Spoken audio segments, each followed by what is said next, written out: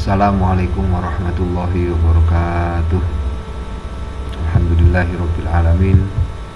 Pada kesempatan kali ini kita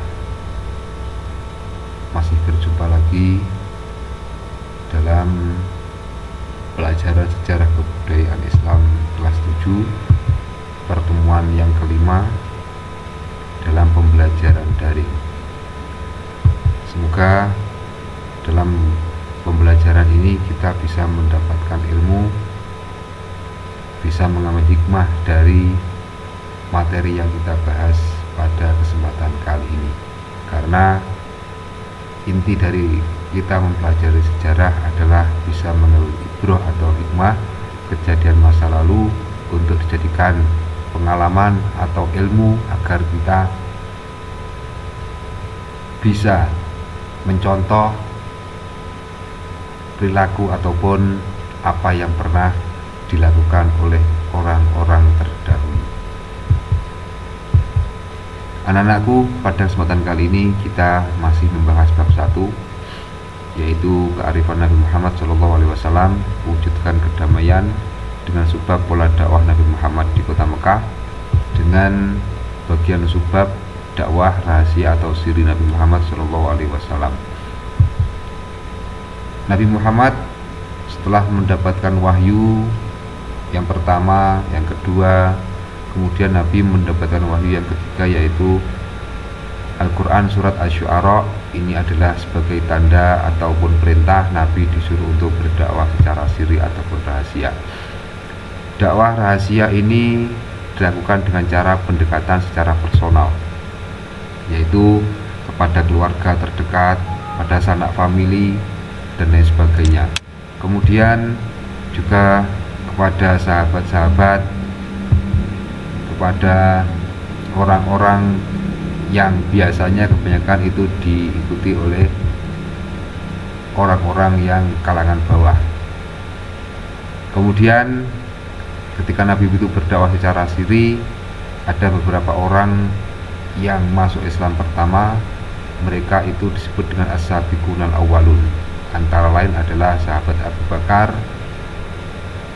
Ali bin Abi Thalib, istrinya Nabi Khadijah. Dalam berdakwah Nabi secara siri ini, Nabi dibantu oleh Abu Bakar As-Siddiq, yang mana dengan bantuan Abu Bakar ada beberapa sahabat yang memeluk Islam. Ketika Nabi berdakwah secara siri, banyak para sahabat ini yang masuk Islam secara sembunyi-sembunyi dan menyembunyikan keimanannya. Karena apa? Karena ingin menghindari ataupun terhindar dari ancaman dan siksaan orang kafir, yang mana ancaman dan siksaan orang kafir ini adalah ujian eksternal ataupun ujian secara zahir. Kemudian selain ada ujian eksternal atau ujian zahir, para sahabat yang telah memeluk Islam tersebut itu juga diuji secara internal atau batin. Karena apa? Karena kita tahu bahwa ajaran Nabi Muhammad ini bertentangan dengan kondisi yang ada saat tersebut dan juga di luar kemampuan otak manusia. Sebagai contoh, kita menyembah Allah, Allah itu tidak terlihat. Kita dalam ajaran Islam ada yang namanya kita berwudu. Yang mengeluarkan angin adalah dari belakang, namun yang dibasuh adalah muka dan lain sebagainya. Itu kadang itu tidak sesuai dengan tidak sesuai dengan kemampuan otak manusia. Tapi itulah ajaran Nabi Muhammad. Ajaran yang paling benar adalah ajaran yang diakui oleh Allah Subhanahu wa Ta'ala. Yang selanjutnya, Nabi berdakwah secara siri ini adalah berdakwah selama 3 tahun. Yang selanjutnya adalah dakwah secara terang-terang atau jahar, karena ada Al-Quran surat Al-Hijr ayat 94. Dengan cara apa Nabi berdakwah secara jahar? Yang pertama adalah dengan mengumpulkan masyarakat Mekah di Bukit Sofa. Untuk apa? Untuk mengajak mereka pada agama tauhid, agama yang mengisahkan Allah, mengikuti risalah Nabi,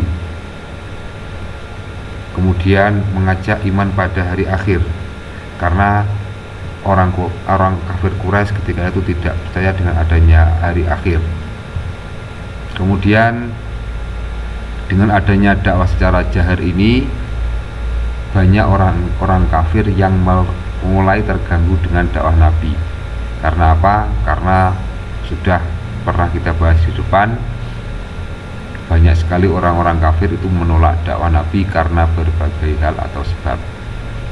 Nabi berdakwah secara jahar di kota Mekah adalah selama 10 tahun. Selanjutnya,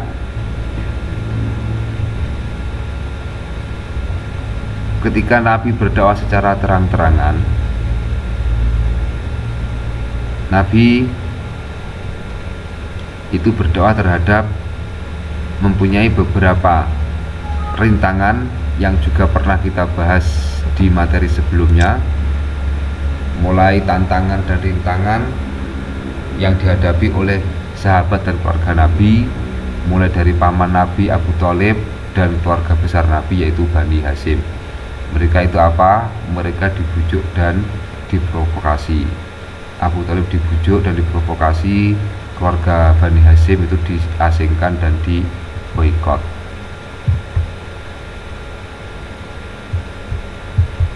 Itulah dakwah Nabi secara jahar. Selanjutnya adalah tugas SKI 7 dari 5. Soalnya adalah sebagai berikut. Terima kasih anak-anakku. Itulah materi kita kali ini. Semoga kita senantiasa diberikan kesehatan dan tetap semangat, dan kita berdoa semoga Madrasah Al-Muslim itu dijadikan madrasah yang barokah. Amin amin ya rabbal alamin. Assalamualaikum warahmatullahi wabarakatuh.